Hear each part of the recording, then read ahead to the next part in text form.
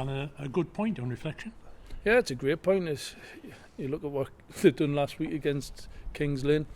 They were buoyant. You could see them start the game really bright, and obviously being on the bus for 4 hours this morning to get here, it's a tough place to come, and to get a point, we're pleased with it, and we'll take it into the next game. But I think on further reflection, I think both teams missed a couple of sitters. I think there's been the bit blatant one, but you need that little bit of luck, and I think Liam Connell come in and showed his worth again today. Do you think the lads were a touch anxious today in the first half? Massively, you could see it, and whatever I said before the game, trying to get that out of them, was trying to give them as much confidence as I could to get them to want the ball. We just didn't look like we wanted it. People were a little bit nervous, we're getting rid of it too quickly, and it took 20 minutes until we start moving the ball around, and then they realise, we can do it, and then they start moving a little bit more, and I thought it's probably a fair. In the first half, I thought it was an even battle. Yeah. The second half, we had the wind behind us a touch. But what a cracking goal there by Will Hatfield. We watched it back on video there, on Kevin's video. 35-yarder and absolutely flew into the top corner.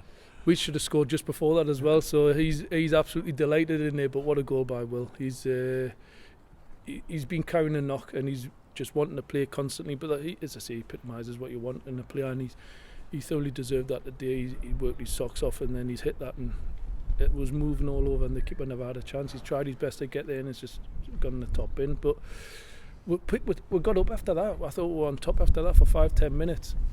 And then them scored their own wonder goal with a great volley. But I was looking at the first phase of that, and two players were too high. If we were dropped 5 yards deep out, the ball would have had to come backwards, and we just switched off. But let's say a draw is a great result coming here.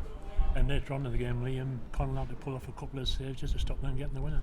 Yeah, I think we switched off on that right hand side. A couple of balls got in behind Ben Headley and in between the centre back and the full back, and Liam stood up and done what he does best and gets his body in there and stands up. And I say them did miss a clear open goal. Obviously, I think he fell over, but a lot of players fell over on the pitch today. It was a bit slippery out there.